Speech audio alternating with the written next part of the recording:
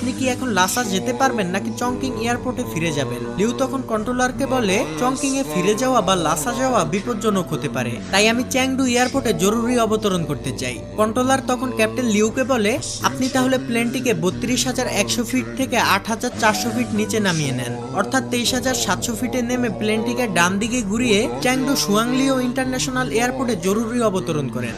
এটা শুনে captain Liu যখন অ্যাফার্মেটিভ উত্তর দিতেই যাবে ঠিক তখনই বিকট শব্দ হয়ে ককপিটের উইন্ডোশিল্ড পুরো ভেঙে যায়, আর প্রচন্ড বাতাসে জানালা দিয়ে কো পাইলট বা সেকেন্ড পাইলট জু অর্ধেক বেরিয়ে যায়। অন্যদিকে লিউ তার সমস্ত শক্তি দিয়ে তাকে ভেতরের দিকে টেনে ধরে। প্লেন এবার প্রচন্ড পরিমাণে কাঁপতে থাকে, ফলে প্লেনের ভিতরে থাকা সকল যাত্রীরা বুঝে যায় নিশ্চয়ই খুব খারাপ কিছু ঘটেছে।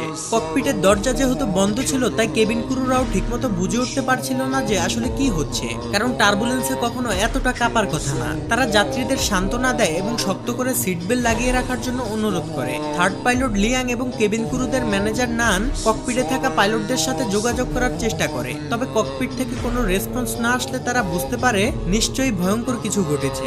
এদিকে ককপিটের ভিতরে লিউ এবার আস্তে আস্তে জুকে ছেড়ে দিয়ে তার আসনে বসে, এরপর পুরো প্লেনের কন্ট্রোল তার নিজের হাতে নিয়ে নেয়। প্রচন্ড বাতাসে প্লেনটি ডান দিকে ঢুলে পড়ে। এটা দেখে যাত্রীদের মনে পুরোপুরি আতঙ্ক ছড়িয়ে পড়ে, আর তারা সিট বেল্ট শক্ত করে বেঁধে নেয়। এয়ার হোস্টেসরা তাদের নিজেদের জীবন বাজি রেখে সেখানে থাকা বাচ্চা এবং বয়স্কদের সাহায্য করতে থাকে। অন্যদিকে ক্যাপ্টেন লিউ তার সর্বোচ্চ চেষ্টা করে প্লেনকে কন্ট্রোল করার জন্য।